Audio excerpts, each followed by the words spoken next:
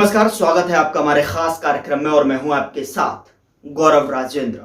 जैसा कि आप जानते हैं, अजय एस्ट्रो मनी गुरु जो कि ग्लोबल स्तर पर एस्ट्रो फाइनेंस डिजिटल एकमात्र ऐसा चैनल है जो कि 42 कमोडिटीज का एनालिसिस सीधे आप तक पहुंचाता है।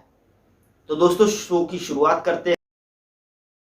दरअसल उर्वरकों की कीमत जो ताड़ के तेल की उत्पादक लागत का लगभग 40% है, पिछले वर्ष की तुलना में लॉजिस्टिक्स स्नारप और फिर यूक्रेन पर रूसी आक्रमण पर बढ़ी है।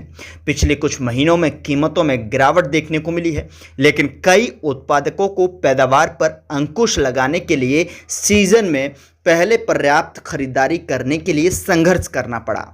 इसके शीर्ष पर अधिक विदेशी बागान श्रमिकों को लाने के सरकारी प्रयास इस वर्ष उत्पादन को पुनर्जीवित करने के लिए पर्याप्त तेजी से नहीं हो रहे हैं।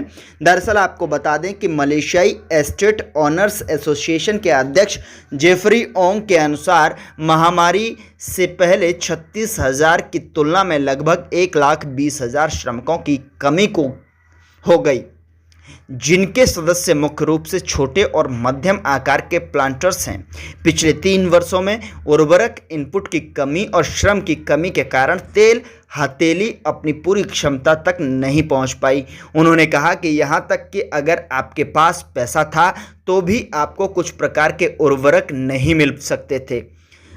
मलेशियाई बागान उद्योग और कमोडिटी मंत्री जुरैदा कमरुद्दीन ने पिछले महीने कहा था कि इस साल पाम तेल का उत्पादन 23 से 25 मिलियन टन तक पहुंच जाएगा, जो 2021 में 5 साल के निचले स्तर 18.1 मिलियन टन से अधिक है।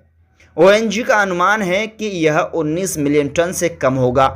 मलेशियाई पाम ऑयल एसोसिएशन, जो मुख्य रूप से बड़ी सूचीबद्ध कंपनियों का प्रतिनिधित्व करता है, 18.5 मिलियन से 18.7 मिलियन टन के कम उत्पादन को देखता है।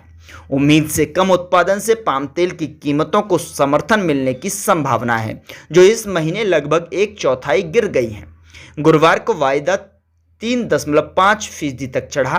ताड़ के तेल को पेड़ों को पोषक तत्वों और खनिजों के स्थिर आहार की आवश्यकता होती है। कुपोषित पेड़ कम उत्पादन करते हैं, जिससे तेल निष्कर्षण दर कम होती है।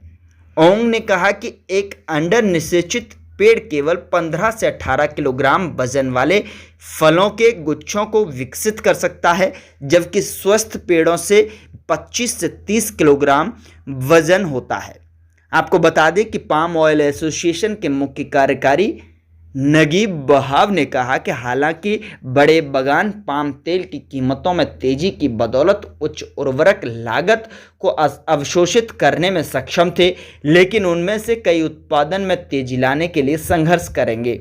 उन्होंने कहा कि सरकार ने विदेशी मजदूरों के प्रवेश को मंजूरी दे दी है, लेकिन स्रोत देशों में अभी भी जटिलताएं और उन्हें प्रशिक्षित करने में भी समय लगेगा। यहाँ तक कि अगर श्रमिक आते हैं तो मुझे लगता है कि हम सितंबर तक अतिरिक्त उत्पादन देखना शुरू कर देंगे।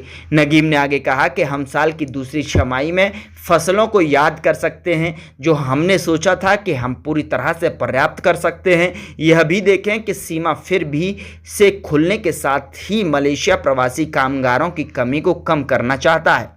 सर्वाक में ताड़ के तेल की पैदावार, जिसका देश में सबसे बड़ा रोपित क्षेत्र है, राज्य के एक अनुभवी बोने वाले एंड्रयू चेंग के अनुसार शेष वर्ष की तुलना में कम होने की संभावना है। उन्होंने कहा कि उर्वरकों की जल्दी खरीद के बावजूद पिछले साल के अंत से गंभीर श्रमिकों की कमी के कारण संपदा खाद बनाने में असमर्थ रहे हैं। यहाँ तक कि अगर विदेशी श्रमिक अभी आते हैं तो पुनर्वास में 1 से 2 साल लगेंगे। साथ ही श्रम और उर्वरकों की उच्च लागत भी होगी। चेंग ने कहा कि तेल ताड़ के बागान नहीं बढ़ रहे हैं, लेकिन पिछले कुछ वर्षों में क्षेत्रों को छोड़े जाने के कारण सिकुड़ रहे हैं।